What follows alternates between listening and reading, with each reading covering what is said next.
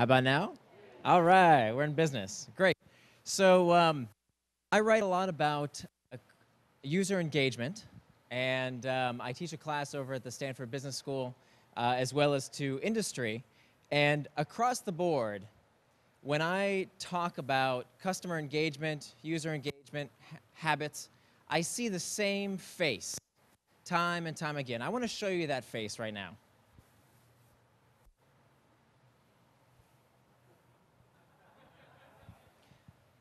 I'll get right on that, right? We'll boost engagement as soon as we figure out how the hell to do that. And so that's what I'm going to talk about today, is how to get rid of that disparaging face. Because what follows this face is typically a sentence like this. Why can't we do it like blank? And that blank is always what I call an OMG business. It's one of these companies that always follows the same pattern. They start out as a toy. It's a nice little feature, and then out of nowhere, within a few years, these companies are touching hundreds of millions of people and making billions of dollars. What kind of companies come to mind? What do you think of? Facebook. What else? Pinterest. Instagram. What else? Twitter, Groupon. Okay, great. These are all what I call OMG businesses. And so what I've spent the past few years doing is finding these patterns. What are the common elements around these companies that so fundamentally change user behavior? And I started out by asking this question. And this is a question that you hear a lot raising money here in Silicon Valley. An investor will oftentimes say to you, hey, you know, is this you're building, is this product a vitamin or a painkiller? Because investors, whether it's VCs or stakeholders within a company, they want to build painkillers. Painkillers are products that address a real need, stop the pain. They have quantifiable markets. Oops. Sorry. They have quantifiable, monetizable markets. As opposed to a vitamin, people are less excited about vitamins. Because vitamins are about satisfying an emotional pain. They make you feel good. You don't really know about the efficacy of that vitamin, but it makes you feel good knowing that you're taking it. So here's my question for you. These companies that you just spouted out, these companies that so fundamentally change user behavior, what are they selling, vitamins or painkillers? How many of you think they're selling vitamins? How many of you think they're selling painkillers? Okay, a lot of you are unsure. That's because it's a trick question, or maybe you've seen my presentation before. Before you make up your mind, let me posit this thought, that a habit is when not doing something causes a bit of pain. A habit is when not doing something causes a bit of pain. We know this to be biologically true, and it's a trait of habit-forming products. That habit-forming products start out as vitamins. They start out as pleasure-seeking behaviors. They become painkillers. They become about pain alleviation. These companies create the need and sell the remedy. Okay? But when I say pain, what am I talking about? Am I talking about creating pain? Not exactly. I'm talking about satiating an itch. And if you'd like to know exactly what I'm talking about, let's do a quick demonstration here. If everybody could please close their eyes for a minute. Just shut your eyes. We're going to do a little mental exercise. And I want you to think about wherever people send you an important message. So maybe it's on your cell phone, maybe it's over Facebook, over SMS. Think about right now that someone has sent you an important message. It's sitting there, waiting for you, blinking at you. Now bring awareness to your body and think about how you feel right now and open your eyes. Somebody tell me how you felt. How'd you feel? Anxious, tensed up, busy. What else? Anticipating. What'd you say, pissed off? All right. Well, that's exactly that itch. That bit of stress, a lot of people feel it right here. It's a physiological response to a psychological stimulus, right? And it's made up. I just prompted that in you.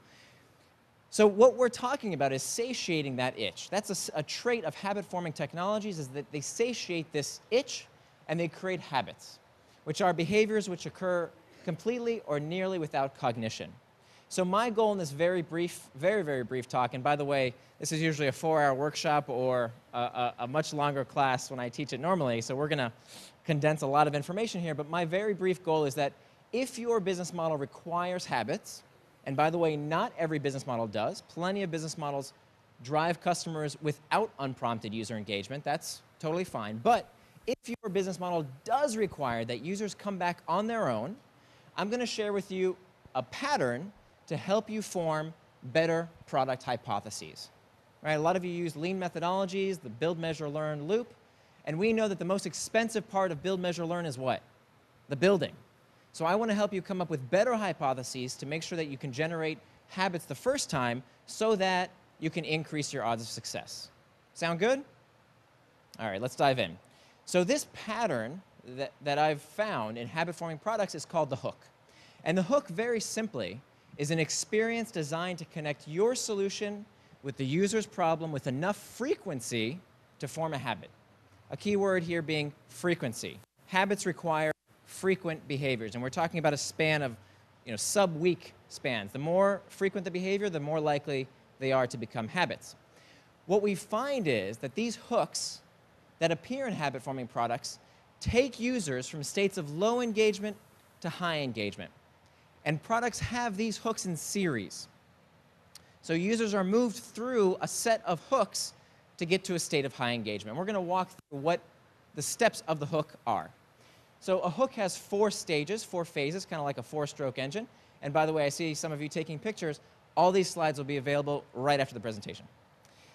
So the hook has 4 phases: a trigger, an action, a reward, and an investment. And if there's one thing I'd love to leave you with during this presentation is this quick acronym. How many of you had Ataris growing up, right? My generation, love it. So remember, a hook has 4 parts: a trigger, an action, a reward, and an investment. Okay? So we're going to walk through the hook very, very quickly. I'm sorry it's so fast, but it's all the time they gave me. So first step of the hook is the trigger phase. The trigger is the first step in connecting your solution to the user's problem. And if there's one thing I want to leave you with about triggers is that, as a rule, habits are not created. Behaviors are not created. They're built upon. Very similar to how a pearl is formed. A pearl is formed when a small grain of sand and layer upon layer of the substance called mother of pearl is deposited. I see so many companies that I consult with and work with that forget this fundamental fact, that behaviors need a foundation. They need a previous behavior to latch onto. And that previous behaviors are called triggers. Those triggers come in 2 forms.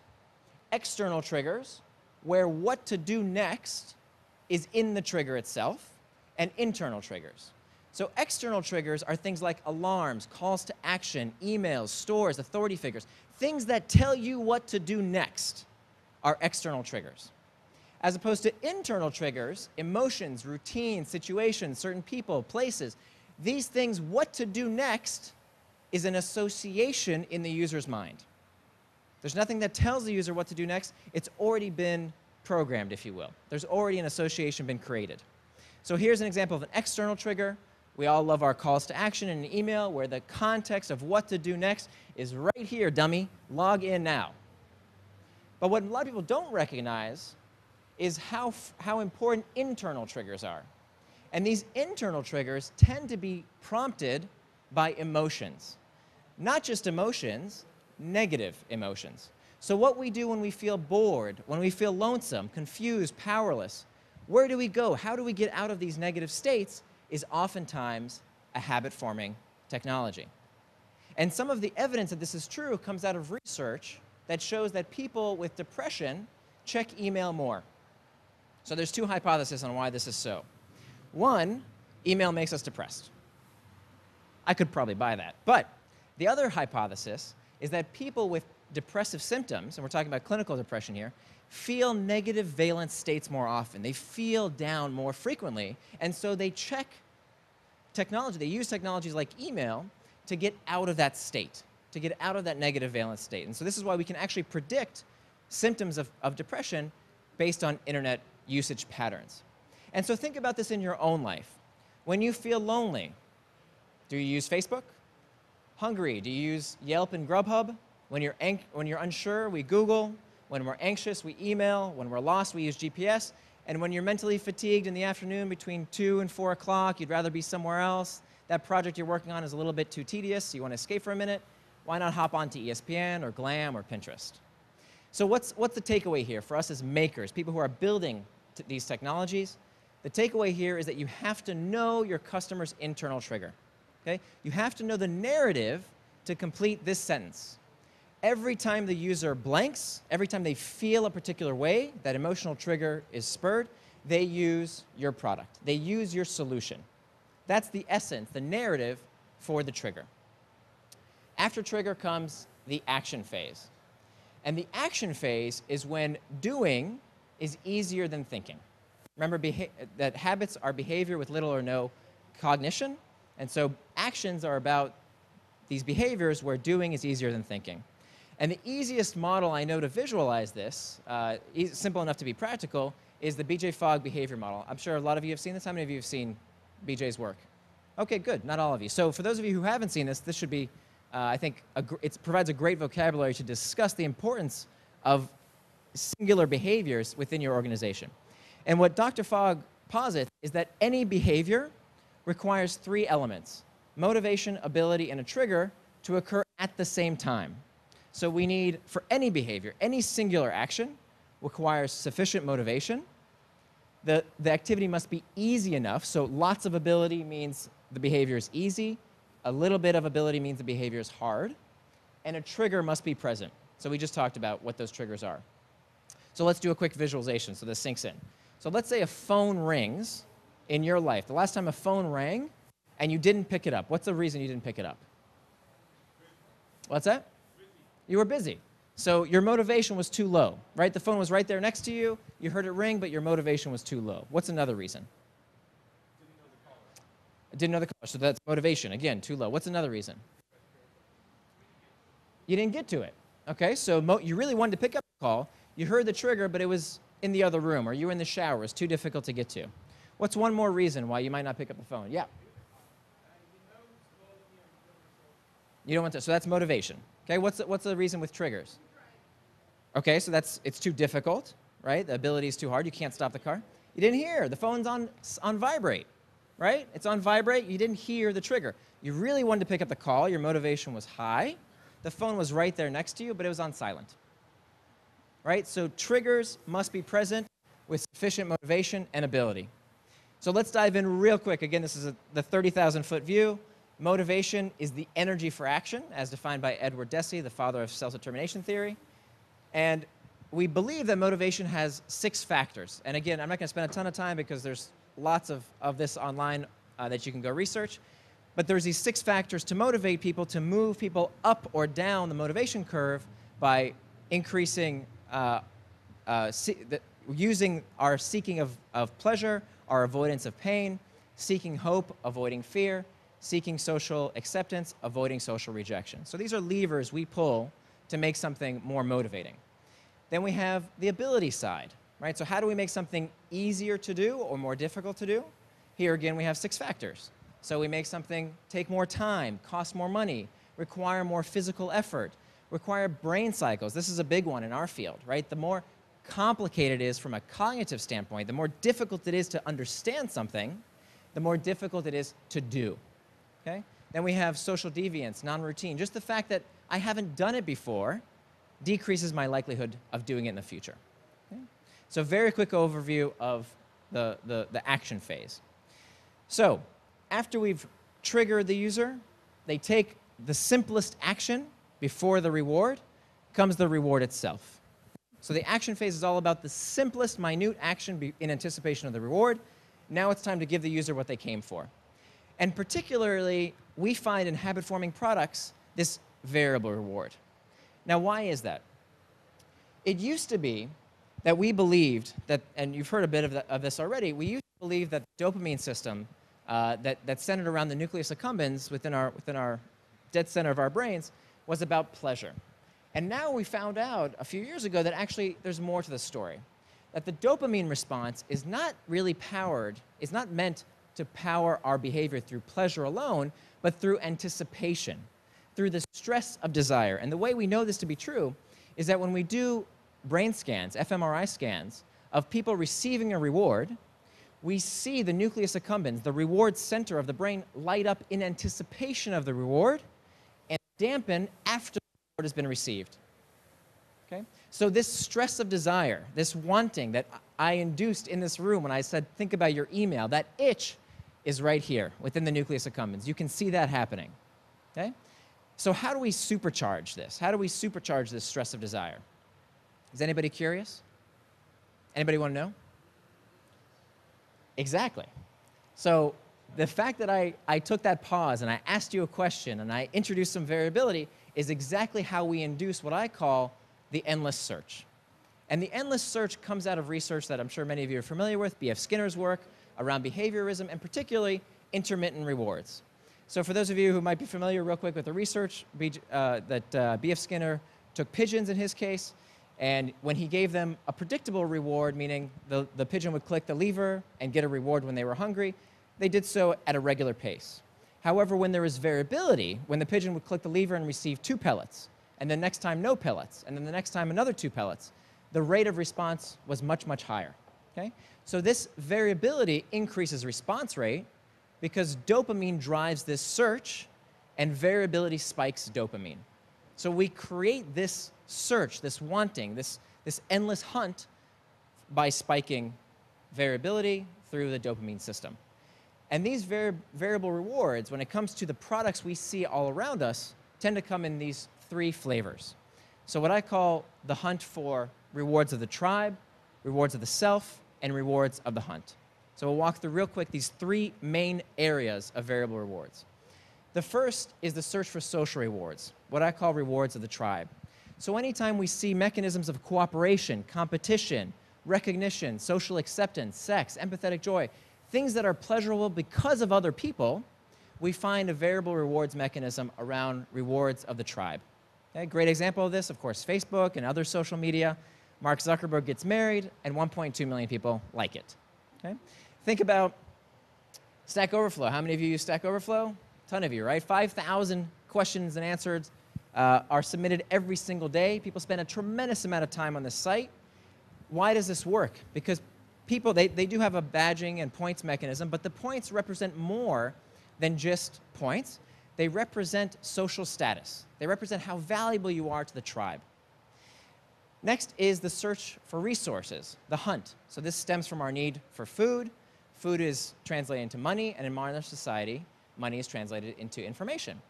So gambling is a classic example of variable rewards. The primary mechanism, the primary reward system is money. But what we don't often think about is how information rewards play out in technology. So think about the news feed. The news feed is in every social product today. It didn't used to be. 5 years ago, not every product had a newsfeed type mechanism. Today, everybody does. Why is that? Well, think about it. That's not interesting. That's not interesting. Oh, that's extremely interesting.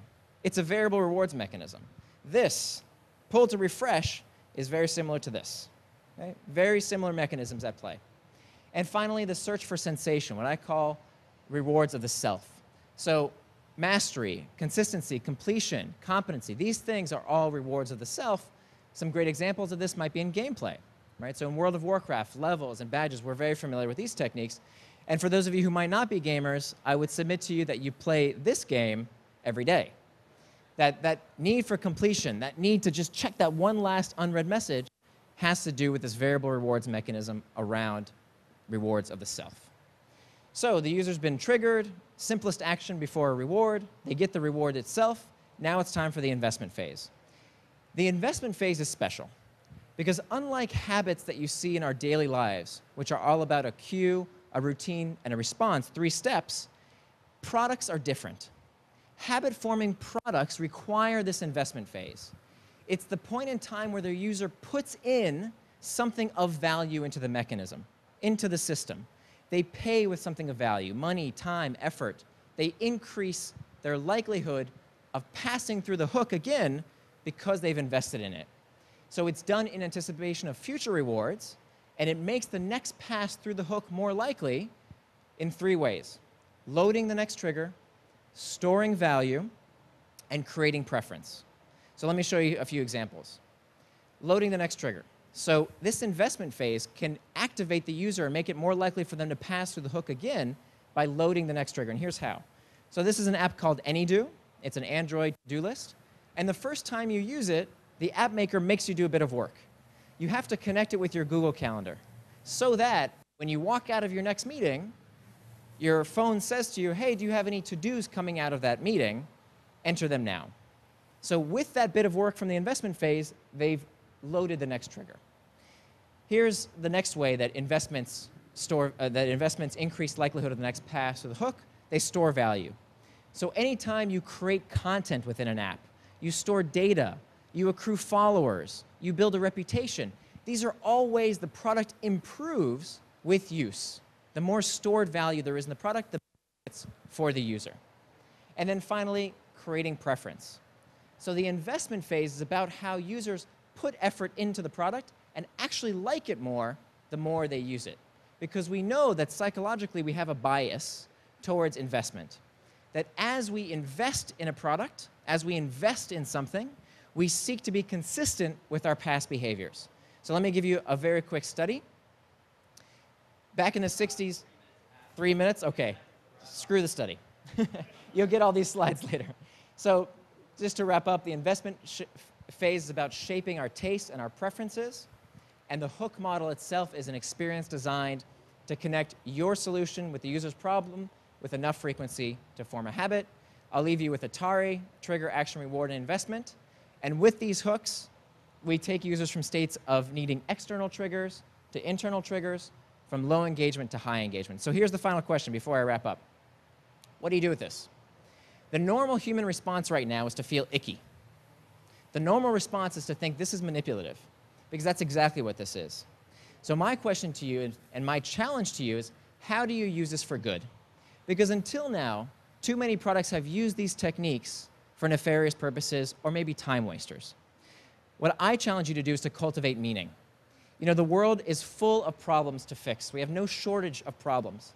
And it's time that we engage people in something important and start using habits for good to improve people's lives. So let me just leave you with a paraphrase of Gandhi to encourage you to build the change you want to see in the world. And with that, if you can please raise your phones. I love feedback. If you go to this URL, www.opinion2.us, very quick, short 5-question survey, and you'll get these as soon as you push submit on the survey, you get the slides. You get taken to my SlideShare page where you'll get the slides. Okay? I'd love your feedback. Thank you very much.